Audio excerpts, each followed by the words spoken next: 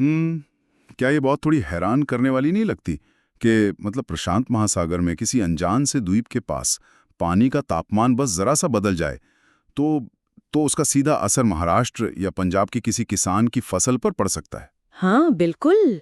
ये बात सुनने में अजीब जरूर लगती है लेकिन सच है। हम लोग ना अक्सर अपने रोजमर्रा के मौसम को बस एक लोकल चीज मान लेते हैं। वही तो, आसमान में बादल दिखें तो लगता है कि बस यहीं आसपास से आ गए होंगे। लेकिन आज के इस विस्तृत विश्लेषण, इस गहन चर्चा में हम आसमान में दिखने वाले उन बादलों के पीछे की पूरी इंजीनियरिंग को डिकोड करने वाले हैं। सही कहा। और हमारा मिशन सिर्फ ये जानना नहीं है कि बारिश कब होती है या गर्मी क्यों पड़ती है। आज हम उस अदृश्य और मतलब विशालकाय तंत्र को समझने वाले हैं जो रोजमर्रा के मौसम से शुरू होकर हिमालय की चोटियों और अंत में प्रशांत महासागर की गहराइयों तक फैला हुआ है। देखिए, असल में हम इंसान केवल सतह पर होने वाले बदलावों को ही महसूस करते हैं। जैसे दिसंबर आता है तो ऊनी कपड़े निकाल लेते हैं, मई आती है तो चिलचिलाती धूप से बचने का इंतजाम कर लेते हैं। ये सब एक घड़ी की सुइयों की तरह सटीक लगता है। बिल्कुल, लेकिन उस विशाल और बेहद जटिल मशीनरी को हम नहीं देख पाते जो इन मौसमों को चला रही है। इस पूरी व्यवस्था को समझने के लिए ना सबसे पहले हमें एक बहुत ही बुनियादी उलझन को सुलझाना होगा। मौसम और जलवायु का अंतर है ना? एकदम सही। हम बोलचाल की भाषा में इन दोनों शब्दों का इस्तेमाल एक ही अर्थ में कर देते हैं, जबकि वैज्ञानिक रूप से ये जमीन आसमान जितने अलग हैं। अच्छा, अगर मैं इसे एक आम उदाहरण से समझने की कोशिश करूं तो मैं कहूंगा कि जलवायु किसी व्यक्ति के व्यक्तित्व यानी उसकी कोर पर्सनैलिटी की तरह है। दिलचस्प उपमा है ना? एक ऐसा व्यक्तित्व जिसे बनने में सालों लगते हैं और जो रातों रात नहीं बदलता। जबकि मौसम उस व्यक्ति के आज के मूड की तरह है। सुबह कोई बहुत खुश हो सकता है, दोपहर में चिड़चिड़ा और शाम को शांत। हाँ, और मौसम भी एक ही दिन में कई बार बदल सकता है। सुबह तेज धूप है और शाम को अचानक आंधी और बारिश आ गई। बिल्कुल।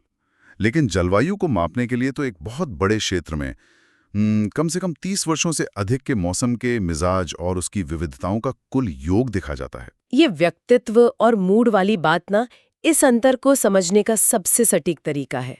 और जब हम भारत के व्यक्तित्व यानी यहाँ की जलवायु की बात करते हैं तो इसमें जो बात सबसे ज्यादा चौंकाती है वो है इसकी चरम विविधता। मतलब एक ही देश में अलग-अलग तरह का मौसम? हाँ, एक ही भौगोलिक सीमा के भीतर ऐसे विरोधाभास देखने को मिलते हैं जो किसी भी जलवायु वैज्ञानिक को अचरज में डाल दें। आंकड़े देखते हैं तो ये बात बिल्कुल साफ हो जाती है। गर्मियों के मौसम को ले लीजिए। एक तरफ राजस्थान का थार मरुस्थल है जहां तापमान 50 डिग्री सेल्सियस तक पहुंच जाता है। बाप रे, 50 डिग्री! हाँ, मतलब इतनी गर्मी कि इंसान के लिए बाहर निकलना जानलेवा हो जाए। और ठीक उसी समय उसी देश में जम्मू कश्मीर के पहलगाम में तापमान 20 डिग्री सेल्सियस के आसपास रहता है, जहां लोग आराम से सुहावने मौसम का आनंद ले रहे होते हैं। और सर्दियों में तो ये कहानी और भी चरम पर पहुंच जाती है। वो कैसे? जैसे द्रास का इलाका है, वहां तापमान 0 से 45 डिग्री नीचे तक गिर जाता है। हड्डियां जमा देने वाली प्राणघातक ठंड। -45! हाँ, जबकि उसी सर्दियों की रात में दक्षिण में तिरुवनंतपुरम में तापमान आराम से 22 डिग्री के आसपास बना रहता है। ये तो बहुत बड़ा अंतर है। और ये विरोधाभास सिर्फ अलग-अलग राज्यों के बीच नहीं है। अगर हम एक ही जगह पे दिन और रात के तापमान का अंतर देखें, जिसे दैनिक तापांतर कहा जाता है, तो वहां भी एक अलग ही खेल चल रहा है। अच्छा, जैसे रेगिस्तान में होता है, दिन में बहुत गर्मी और रात में ठंड। बिल्कुल। थार के मरुस्थल में दिन के समय सूरज की किरणें रेत को आग की तरह तपा देती हैं। तापमान 50 डिग्री को छूने लगता है। लेकिन सूरज ढलते ही वो रेत उतनी ही तेजी से ठंडी भी होती है और रात का तापमान गिरकर 15 डिग्री तक आ सकता है। ऐसा इसलिए होता है ना क्योंकि रेत या मिट्टी बहुत तेजी से गर्म होती है और उतनी ही तेजी से अपनी गर्मी खो भी देती है। इसमें ऊष्मा को रोक कर रखने की क्षमता कम होती है। एकदम सही पकड़े आप। जबकि इसके बिल्कुल विपरीत अगर अंडमान निकोबार द्वीप समूह या केरल के तटीय इलाकों को देखें तो वहां दिन और रात के तापमान में बमुश्किल कोई अंतर महसूस होता है। क्योंकि वहां समुद्र है। हाँ, समुद्र का पानी धीरे धीरे गर्म होता है और धीरे धीरे ही ठंडा होता है, जो आसपास के तापमान को एक समान बनाए रखता है। अच्छा, और केवल तापमान ही क्यों? बारिश के मामले में भी तो यही कहानी है। हिमालय के ऊपरी हिस्सों में बारिश की जगह बर्फ गिरती है, जबकि बाकी पूरे देश में पानी बरसता है। सही बात है। और मात्रा की बात करें तो मेघालय में साल भर में 400 सेंटीमीटर से ज्यादा बारिश होती है। 400 सेंटीमीटर? हाँ, इतनी भारी बारिश के वहां के घरों की छतें ढलान वाली बनानी पड़ती हैं ताकि पानी तेजी से बह जाए। और असम के कुछ हिस्सों में तो घर बांस के खंभों पर ऊंचाई पर बनाए जाते हैं। ताकि बाढ़ से बचा जा सके, है ना? बिल्कुल। और दूसरी तरफ लद्दाख और पश्चिमी राजस्थान के हिस्से हैं, जहां पूरे साल में 10 सेंटीमीटर से भी कम बारिश नसीब होती है। तो यहाँ स्वाभाविक रूप से एक सवाल उठता है, एक ही भूभाग मतलब एक ही देश में इतनी चरम विविधता ने एक साथ काम कैसे कर रही हैं? ये कोई संयोग तो नहीं हो सकता? नहीं, बिल्कुल नहीं। इसके पीछे कुछ बहुत ही ठोस भौगोलिक कारक काम कर रहे हैं। पूरी दुनिया की तरह भारत की जलवायु को भी मुख्य रूप से 6 कारक नियंत्रित करते हैं। वो 6 कारक कौन से हैं? अक्षांश, ऊंचाई, वायु दाब और हवाओं का तंत्र, समुद्र से दूरी, महासागरीय धाराएं और जमीन की बनावट, जिसे हम उच्चावच कहते हैं। अगर हम सबसे पहले अक्षांश की बात करें तो कर्क रेखा भारत के बीचों बीच से गुजरती है, पश्चिम में कच्छ की रन से लेकर पूर्व में मिजोरम तक। हाँ, और ये एक काल्पनिक रेखा पूरे देश के मौसम को 2 अलग-अलग हिस्सों में बांट देती है। कर्क रेखा के दक्षिण का हिस्सा उष्णकटिबंधीय क्षेत्र है, जहाँ साल भर अच्छी खासी गर्मी और उमस रहती है। और उत्तर का हिस्सा उपोष्णकटिबंधीय है। शायद यही वजह है कि भारत में दोनों तरह की जलवायुओं का मिश्रण देखने को मिलता है। बिल्कुल। लेकिन इन सब के बीच मुझे लगता है कि हिमालय की भूमिका सबसे ज्यादा दिलचस्प और शक्तिशाली है। हाँ, लगभग 6000 मीटर की औसत ऊंचाई वाली ये पर्वत श्रृंखला सिर्फ एक बॉर्डर या राजनीतिक सीमा तो नहीं है। बिल्कुल नहीं। हिमालय असल में एक विशालकाय सुरक्षा ढाल है। सर्दियों के मौसम में मध्य एशिया और साइबेरिया की तरफ से जो बर्फीली और कंपा देने वाली हवाएं चलती हैं, हिमालय एक दीवार बनकर उन्हें भारतीय उपमहाद्वीप में घुसने से रोक देता है। अगर ये ढाल नहीं होती तो उत्तर भारत का एक बड़ा हिस्सा सर्दियों में बर्फ के एक ठंडे रेगिस्तान में बदल जाता। एकदम सही। इसके अलावा पहाड़ों की इस बनावट का एक और असर होता है। जब समुद्र से नमी लेकर आने वाली हवाएं इन पहाड़ों से टकराती हैं, तो पहाड़ की उस तरफ खूब बारिश होती है। हाँ, लेकिन जब वही हवाएं पहाड़ को पार करके दूसरी तरफ यानी पवन विमुख ढाल की ओर नीचे उतरती हैं, तो उनमें नमी नहीं बचती, वो सूख चुकी होती हैं और वो इलाका सूखा ही रह जाता है। ये एक बहुत बड़ा कारण है कुछ इलाकों के सूखे रहने का। पर यहाँ पे ना मैं एक बात समझना चाहता हूँ। भूगोल के बुनियादी नियमों के हिसाब से देखा जाए तो भारत उत्तर पूर्वी व्यापारिक पवनों के रास्ते में पड़ता है। हाँ, ट्रेड विंड्स। वही, ये वो हवाएं हैं जो उत्तरी गोलार्ध से भूमध्य रेखा की ओर बहती हैं। अब क्योंकि ये हवाएं उत्तरी जमीनी हिस्सों से होकर आती हैं, तो जाहिर है कि इनमें नमी या पानी नहीं होगा। ये एकदम सूखी हवाएं हैं। बिल्कुल सूखी हवाएं होती हैं ये। तो इस तर्क के हिसाब से तो पूरे भारत को अरब या सहारा की तरह एक विशालकाय सूखा रेगिस्तान होना चाहिए था। फिर यहाँ इतनी जबरदस्त बारिश कैसे होती है? भारत दुनिया के सबसे हरे भरे क्षेत्रों में से एक कैसे है? अरे, ये तो भूगोल का सबसे खूबसूरत रहस्य है। भारत को एक बंजर रेगिस्तान बनने से बचाने के पीछे प्रकृति का एक ऐसा चमत्कार काम कर रहा है जिसे हम मॉनसून कहते हैं। अच्छा, और ये मॉनसून आखिर काम कैसे करता है? क्योंकि ऐतिहासिक रूप से देखा जाए तो अरब से आने वाले नाविकों ने सबसे पहले इस जादुई परिघटना को महसूस किया था। उन्होंने इसे मौसम नाम दिया था। हाँ, क्योंकि उन नाविकों ने देखा कि साल के एक हिस्से में हवाएं उन्हें भारत की तरफ धकेलती हैं और दूसरे हिस्से में वापस अरब की तरफ। मानसून का सीधा सा अर्थ है हवाओं की दिशा का ऋतुओं के अनुसार पूरी तरह से उलट जाना। और ये उलटना कोई जादू तो होगा नहीं? बिल्कुल नहीं। इसके पीछे वायु दाब यानी एयर प्रेशर का विशुद्ध भौतिक विज्ञान काम कर रहा है। मतलब हवा के भारी और हल्के होने का खेल। ठीक वही। देखिए, होता क्या है कि सर्दियों में हिमालय के उत्तर में बहुत अधिक ठंड होती है। अत्यधिक ठंड के कारण हवा भारी हो जाती है और वहां एक उच्च वायु दाब का क्षेत्र बन जाता है। High pressure. हाँ, अब हवा का प्राकृतिक नियम है कि वो हमेशा उच्च दाब से निम्न दाब की ओर बहती है। इसलिए सर्दियों में भारी ठंडी और सूखी हवाएं जमीन से दक्षिण में महासागर की ओर बहती हैं। चूंकि ये जमीन से आ रही हैं, इसलिए ये बारिश नहीं लाती। सही कहा। लेकिन जैसी ही गर्मियां आती हैं, पूरी बिसात पलट जाती है। क्योंकि गर्मियां आते ही भारत का जमीनी हिस्सा भट्टी की तरह तपने लगता है। सूरज की सीधी किरणें जमीन को बहुत तेजी से गर्म कर देती हैं। और जमीन के गर्म होने से उसके संपर्क में आने वाली हवा भी गर्म होती है।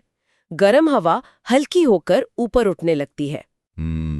और जब भारी मात्रा में हवा जमीन छोड़कर ऊपर उठती है तो जमीन की सतह पर एक खालीपन आ जाता है। हाँ, एक बहुत बड़ा निम्न दाब का क्षेत्र यानी लो प्रेशर आंतरिक एशिया और उत्तर पश्चिमी भारत के ऊपर एक विशाल निम्न दाब बन जाता है। उसी समय दक्षिण में हिंद महासागर का पानी जमीन के मुकाबले अभी भी काफी ठंडा होता है, इसलिए वहां उच्च दाब बना रहता है। और अब प्रकृति को खालीपन तो पसंद है नहीं, वो इस असंतुलन को भरना चाहती है। बिल्कुल, तो हिंद महासागर के उच्च दाब वाले क्षेत्र से ठंडी और अथाह नमी से भरी हवाएं उस खालीपन को भरने के लिए तेजी से उत्तर भारत के निम्न दाब की ओर दौड़ पड़ती हैं। अच्छा, लेकिन यहाँ एक और पेच है ना, ये हवाएं सीधी रेखा में सफर नहीं करती, यहाँ पर कोरियालिस बल काम करता है। हाँ, आपने बिल्कुल सही पॉइंट पकड़ा। ये वही प्रभाव है ना जिसे समझने के लिए हम एक घूमते हुए पुराने रिकॉर्ड प्लेयर या लट्टू की कल्पना कर सकते हैं। अगर आप एक तेजी से घूमते हुए रिकॉर्ड प्लेयर पर पेन से एक सीधी लाइन खींचने की कोशिश करें तो आप अपनी तरफ से तो लाइन सीधी खींचेंगे, लेकिन रिकॉर्ड के घूमने के कारण वो लाइन हमेशा मुड़ जाएगी। ये एकदम सटीक व्याख्या है। हमारी पृथ्वी भी अपनी धुरी पर लगातार घूम रही है। इस घूर्णन के कारण हवाओं पर एक आभासी बल काम करता है जिसे कोरियालिस बल कहते हैं। तो जब हिंद महासागर से हवाएं भूमध्य रेखा को पार करके सीधे उत्तर की ओर भारत में घुसने की कोशिश करती हैं, तो पृथ्वी के घूमने के कारण वो सीधे जाने के बजाय उत्तरी गोलार्ध में अपनी दाहिनी ओर मुड़ जाती हैं। और दाहिनी ओर मुड़ने के कारण ही उनकी दिशा दक्षिण पश्चिम हो जाती है। इसी वजह से हम इसे दक्षिण पश्चिम मानसून कहते हैं।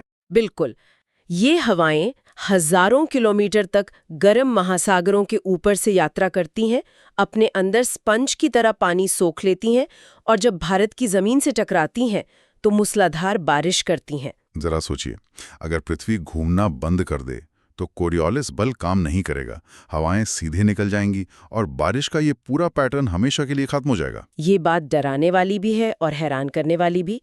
और ये कहानी केवल जमीन की सतह और उस पर बहने वाली हवाओं तक सीमित नहीं है। और भी कुछ है? हाँ, अगर हम अपनी नज़र जमीन से हटाकर आसमान की बहुत अधिक ऊंचाई पर ले जाएं, तो वहाँ कुछ ऐसे अदृश्य खिलाड़ी मौजूद हैं जो इस पूरे सिस्टम को कंट्रोल कर रहे हैं।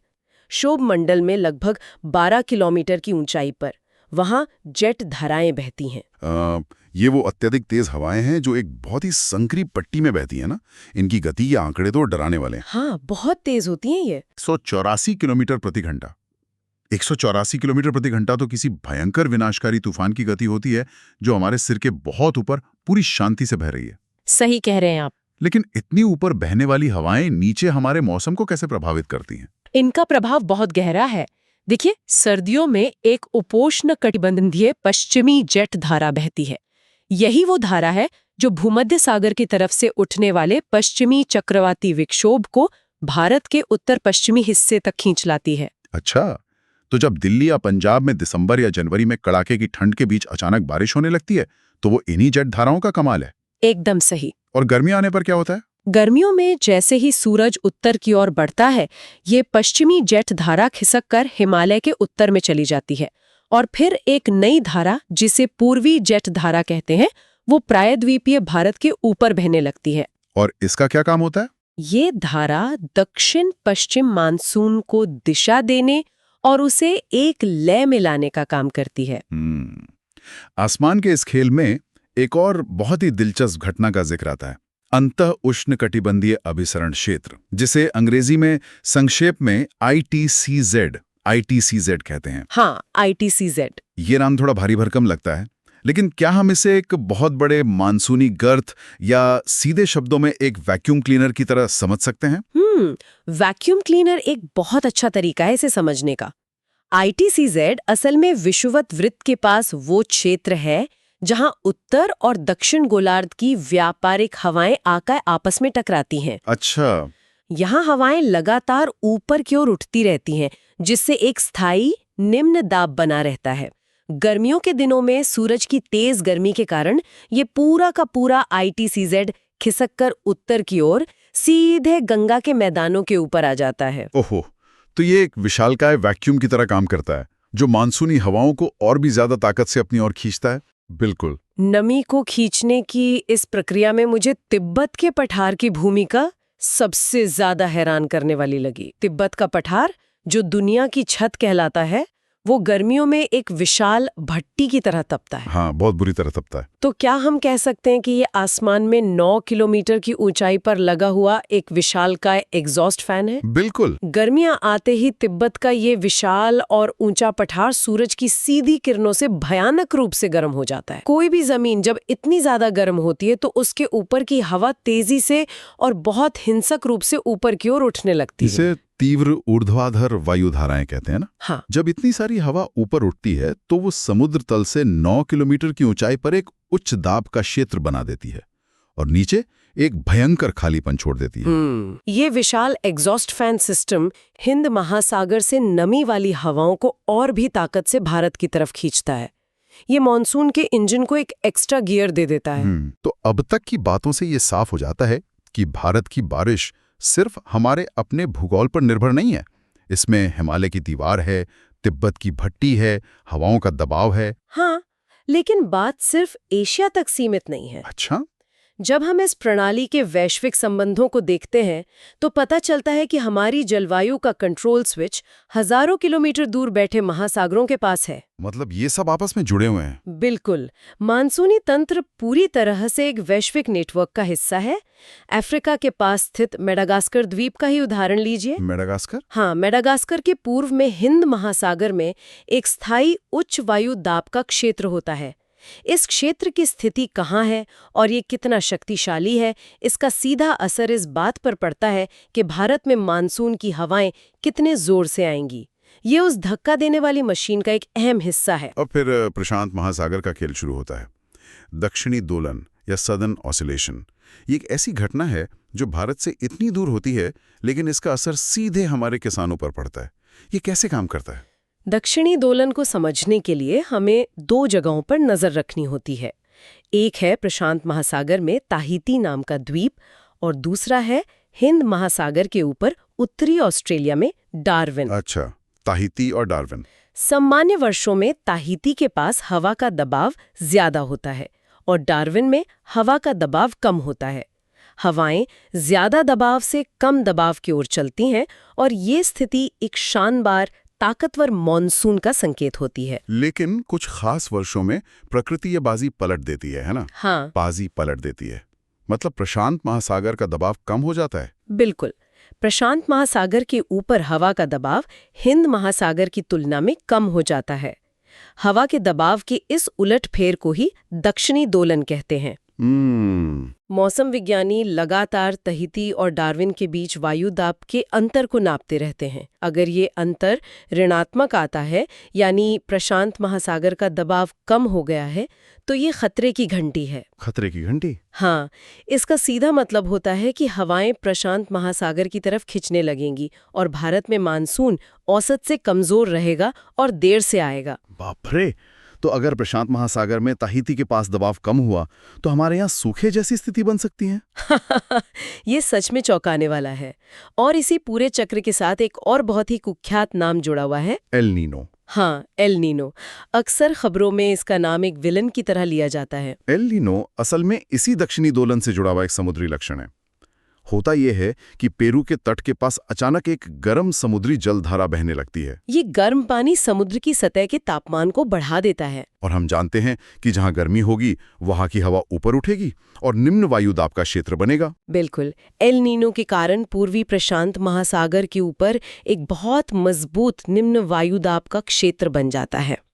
अब जरा सोचिए, जो नमी से भरी हवाएं हिंद महासागर से उठकर भारत की तरफ आनी चाहिए थीं, वो एल नीनो के उस नए और शक्तिशाली निम्न दाब की तरफ आकर्षित हो जाती हैं। ओहो, तो मतलब हवाओं और नमी का एक बहुत बड़ा हिस्सा दक्षिण अमेरिका की तरफ मुड़ जाता है। हाँ, और नतीजा ये होता है कि प्रशांत और हिंद महासागर का सामान्य चक्र पूरी तरह से अस्त व्यस्त हो जाता है और भारत को मानसूनी बारिश की कमी या भयंकर सूखे का सामना करना पड़ता है। तो अगर हम आज की इस पूरी चर्चा को एक जगह समेटने की कोशिश करें तो जो तस्वीर उभर कर आती है वो बहुत ही विशाल और विस्मयकारी है। भारत की जलवायु या यहाँ गिरने वाली बारिश की एक एक बूंद सिर्फ कुछ बादलों के इधर से उधर बहने का नतीजा नहीं है। बिल्कुल नहीं, ये एक बहुत बड़ा और बेहद जटिल ऑर्केस्ट्रा है। हाँ, एक ऐसा ऑर्केस्ट्रा जिसमें हिमालय की बर्फीली और विशाल ऊंचाई अपना सुर मिलाती है। कोरियोलिस बल का भौतिक विज्ञान हवाओं को नचाता है। जेट धाराएं आसमान से दिशा तय करती हैं। और तिब्बत के पठार की चिलचिलाती गर्मी एक इंजन का काम करती है। और प्रशांत महासागर के दबाव का खेल उस पूरे सिस्टम की गति को नियंत्रित करता है।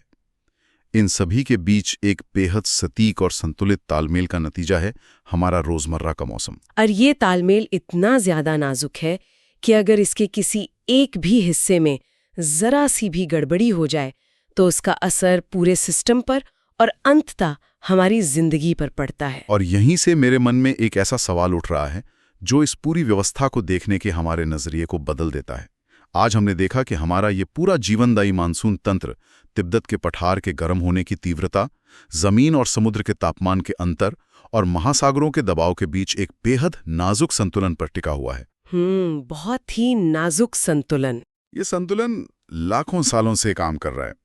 हम ये समझेंगे कि भारत का मॉनसून कोई साधारण ऑन ऑफ बटन वाली मशीन नहीं है। बिल्कुल नहीं। ये प्रशांत महासागर की गहराइयों से लेकर हिमालय की चोटियों तक फैले हुए अदृश्य तारों का एक ऐसा जाल है जो हर साल हमारे इस पूरे उपमहाद्वीप के जीवन को चलाता है।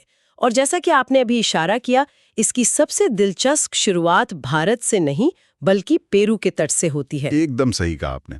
प्रशांत महासागर के उस हिस्से में ना एक बहुत ही अजीब घटना घटती है जिसे हम एल नीनो कहते हैं। El Nino. हाँ, सामान्य वर्षों में होता यह है कि पेरू तट के पास समंदर में नीचे से एक बहुत ही ठंडी जलधारा ऊपर की ओर बहती है, लेकिन हर 2 से 5 साल के एक चक्र में किसी रहस्यमय कारण से वो ठंडी जलधारा अचानक गायब हो जाती है और उसकी जगह गर्म पानी ले लेता है। बिल्कुल, उसकी जगह एक गर्म जलधारा ले लेती है। ये जो एल नीनो है ना, ये दरअसल एक स्पेनिश शब्द है जिसका अर्थ होता है छोटा बच्चा या बेबी क्राइस्ट। बेबी क्राइस्ट, ये कैसा नाम हुआ एक मौसम की घटना का? वो इसलिए क्योंकि ये जो गर्माहट है ना, ये अक्सर दिसंबर के महीने में मतलब क्रिसमस के आसपास शुरू होती है। ओहो, अच्छा। ये नाम तो सुनने में बड़ा मासूम सा है, लेकिन इसका असर भारत के लिए किसी भयानक सपने से कम नहीं होता। मुझे ये समझना है कि आखिर प्रशांत महासागर के एक कोने में पानी के थोड़ा सा गर्म होने से भारत के बादलों पर ताला कैसे लग जाता है? मतलब इसके पीछे का विज्ञान क्या है? यहाँ जो सबसे दिलचस्प बात है ना, वो ये है कि समंदर का तापमान सीधे तौर पर हवा के दबाव को नियंत्रित करता है।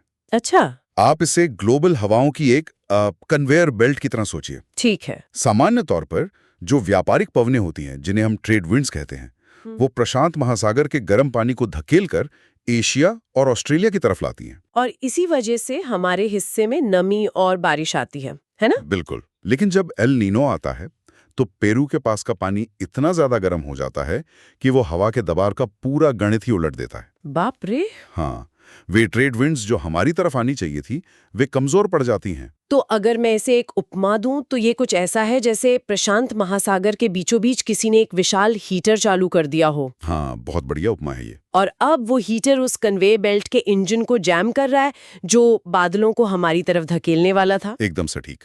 और विज्ञान की भाषा में इस पूरी झूलती हुई प्रक्रिया को ENSO कहा जाता है, यानी एल नीनो दक्षिणी दोलन। दोलन मतलब जैसे कोई पेंडुलम या झूला? हाँ, वही।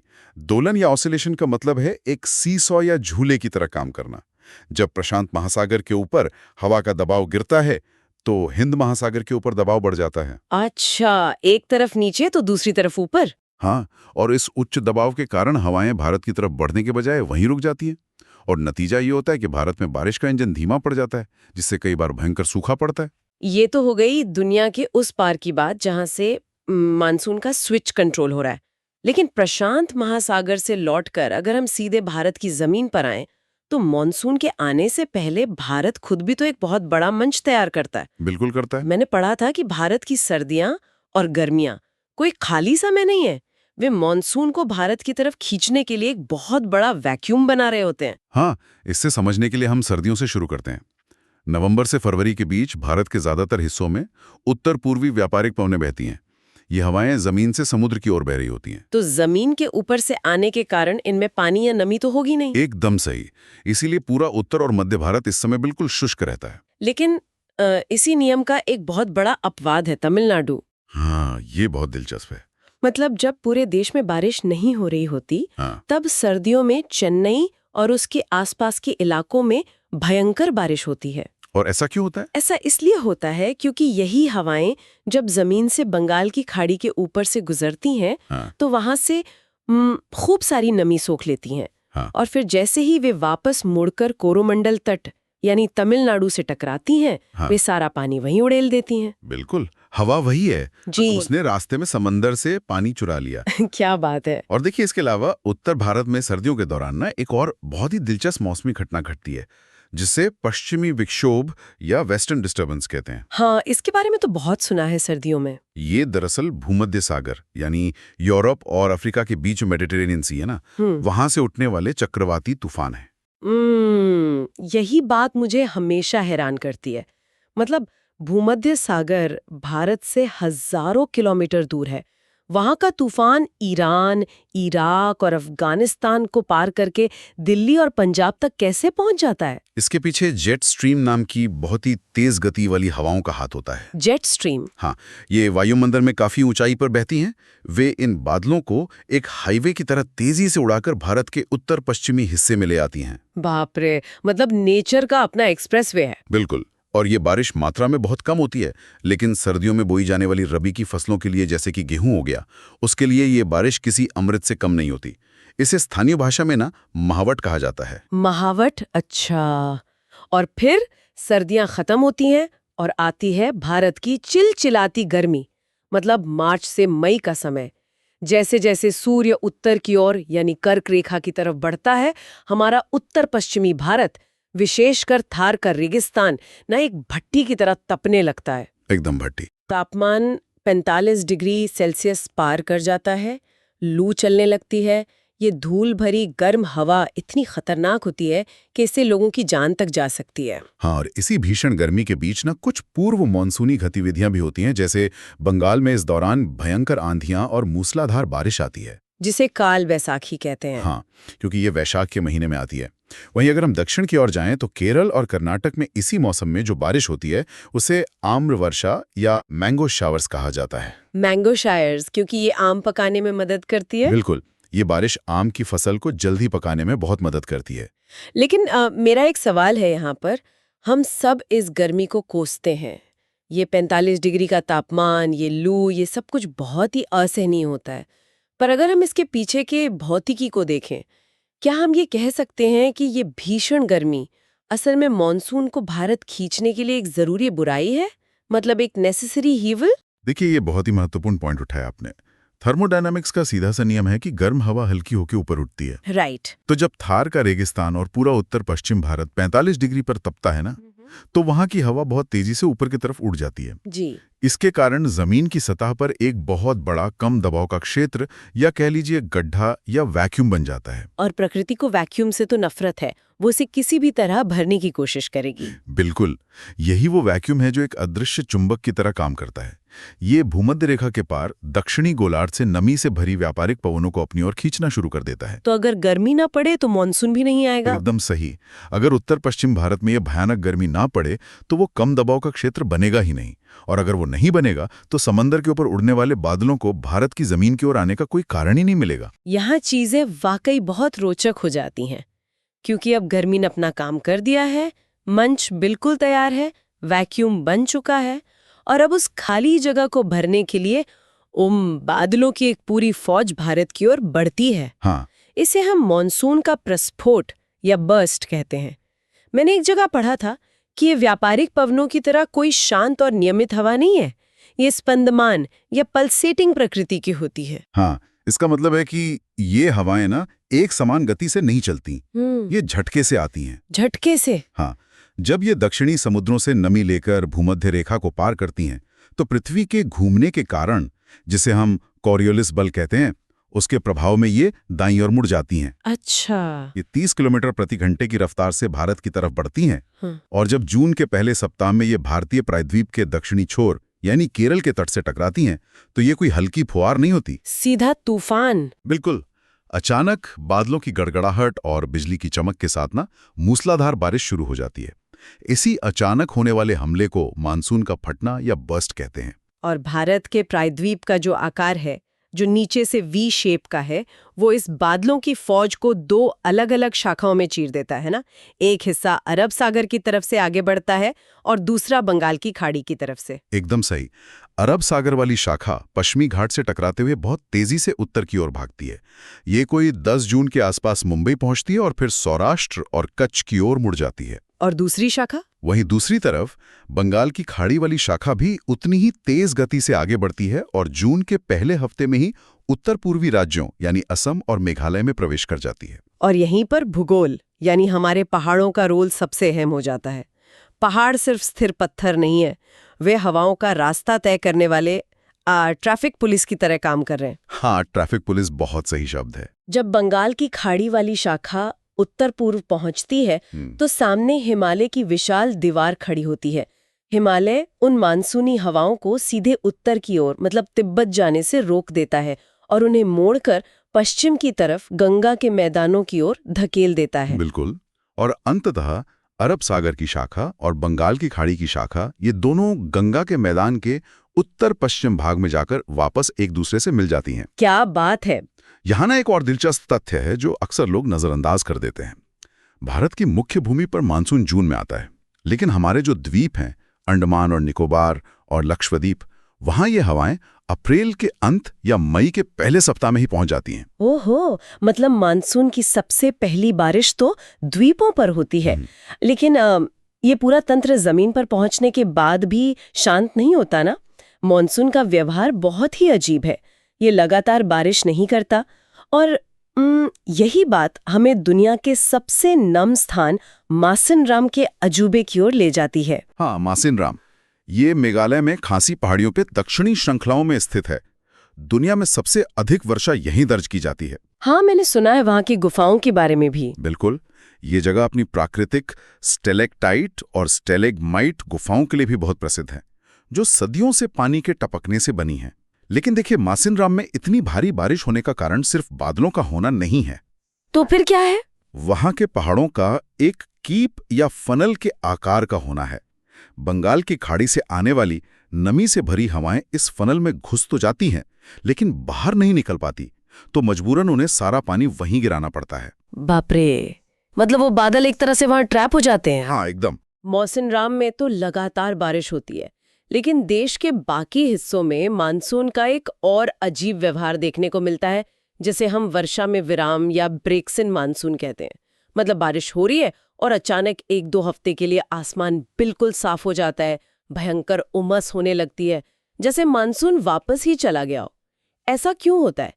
ये जो विराम है ना, ये मानसून के तंत्र की सबसे जटिल और रहस्यमय प्रक्रियाओं में से एक है। ये पूरी तरह से एक काल्पनिक रेखा पर निर्भर करता है, जिसे हम मानसून गर्त या मानसून ट्रफ कहते हैं। गर्त मतलब वही कम दबाव वाला क्षेत्र जिसे गर्मी ने बनाया था? एकदम सही पकड़े। इसे आसमान में एक अदृश्य खंदक या पाइपलाइन की तरह समझिए, जहां सबसे ज्यादा बादल जमा होते हैं। अच्छा। ये गर्त ना कभी एक जगह स्थिर नहीं रहता, ये उत्तर और दक्षिण की ओर खिसकता रहता है। जब ये गर्त भारत के मैदानी इलाकों के ठीक ऊपर होता है तो उत्तर प्रदेश, बिहार, मध्य प्रदेश में शानदार बारिश होती है। और जब ये गर्त पूरी जगह से खिसककर उत्तर की ओर हिमालय की तलहटी के पास चला जाता है तो स्थिति पूरी तरह पलट जाती है। बिल्कुल। मैदानों में बारिश अचानक रुक जाती है। यही वो विराम या ब्रेक है। मैदान सूखने लगते हैं, लेकिन सारा का सारा पानी हिमालय के पर्वतीय जलग्रहण क्षेत्रों में गिरने लगता है। और पहाड़ों पर ना मिट्टी या जमीन कम होती है जो इतना पानी सोख सके। नतीजा ये होता है कि वो सारा पानी बहुत तेजी से नीचे की ओर भागता है और मैदानी इलाकों की नदियों में अचानक भयंकर बाढ़ आ जाती है। ये तो बहुत बड़ा असंतुलन है। हाँ, और ये असंतुलन सिर्फ समय का नहीं, जगह का भी है। एक तरफ हमारे पश्चिमी तट और उत्तर पूर्व में 400 सेंटीमीटर से ज्यादा बारिश हो रही है, और वहीं दूसरी तरफ पश्चिमी राजस्थान, गुजरात के कुछ हिस्सों और लद्दाख के लेह में 60 सेंटीमीटर से भी कम बारिश होती है। तो अगर हम इसे बड़े परिप्रेक्ष्य में देखें तो ये जो अनिश्चितता है, मतलब कभी अचानक बाढ़, कभी लंबा सूखा, ये सीधे तौर पर हमारे कृषि क्षेत्र की रीढ़ पर प्रहार करती है। बिल्कुल करती है। भारत का किसान अपनी बुवाई पूरी तरह से मॉनसून की टाइमिंग के भरोसे करता है। अगर बारिश 15 दिन लेट हो गई या ये जो ब्रेक है वो बहुत लंबा खिंच गया तो पूरी की पूरी फसल सूख सकती है। एकदम सही कहा। और देखिए, जो तंत्र इतने जोर शोर और ड्रामे के साथ आया था वो जब वापस लौटता है तो वो भी कोई शांतिपूर्ण प्रक्रिया नहीं होती। कैसे? अक्टूबर और नवंबर के महीने में जब सूर्य वापस दक्षिण की ओर जाने लगता है तो उत्तर भारत पर बना वो कम दबाव का वैक्यूम कमजोर पड़ने लगता है। इसे मानसून की वापसी या रिट्रीटिंग मानसून कहा जाता है। तो हवाओं की दिशा फिर से बदलने लगती है? हाँ, लेकिन ये परिवर्तन बहुत ही कष्टदायक होता है। बारिश रुकने से आसमान साफ हो जाता है और तेज धूप निकलने लगती है। लेकिन जमीन तो अभी भी गीली होती है ना मॉनसून के बाद? बिल्कुल। तो जब साफ आसमान से तेज तीखी धूप उस पानी से लबालब भरी जमीन पर पड़ती है तो वो पूरा इलाका एक स्टीम बाथ या ग्रीन हाउस में बदल जाता होगा। एकदम स्टीम बाथ। तापमान तेजी से बढ़ता है और हवा में नमी इतनी ज्यादा होती है कि पसीना सूखता ही नहीं है। इस असहनीय मौसम को ही हम क्वार की उमस या अक्टूबर हीट कहते हैं। हाँ, ये एक क्रमिक बदलाव है, लेकिन जाते जाते ये मानसून ना एक बहुत ही हिंसक रूप ले लेता है। हिंसक रूप? वो कैसे? वो जो कम दबाव का क्षेत्र उत्तर पश्चिम भारत पर था वो खत्म नहीं होता, बल्कि नवंबर की शुरुआत में खिसककर बंगाल की खाड़ी के ऊपर चला जाता है। अच्छा। जब वो विशाल वैक्यूम समंदर के ऊपर पहुंचता है तो वो अपने आसपास की हवाओं को बहुत तेजी से घुमाने लगता है। ओहो, और यहीं से जन्म होता है विनाशकारी चक्रवातों का, मतलब साइक्लोन्स का। बिल्कुल। अंडमान सागर में उठने वाले ये उष्णकटिबंधीय चक्रवात बेहद खतरनाक होते हैं। जब ये भारत के पूर्वी तट को पार करते हैं तो गोदावरी, कृष्णा और कावेरी नदियों के जो सघन आबादी वाले डेल्टा प्रदेश हैं वहां भारी तबाही मचाते हैं। हाँ, हमने न्यूज में कई बार देखा है। उड़ीसा, पश्चिम बंगाल और बांग्लादेश के तटों पर हर साल इन तूफानों के कारण जान माल का भारी नुकसान होता है। और आपको पता है, कोरोमंडल तट की ज्यादातर बारिश भी इन्हीं लौटते हुए चक्रवातों की ही देन है।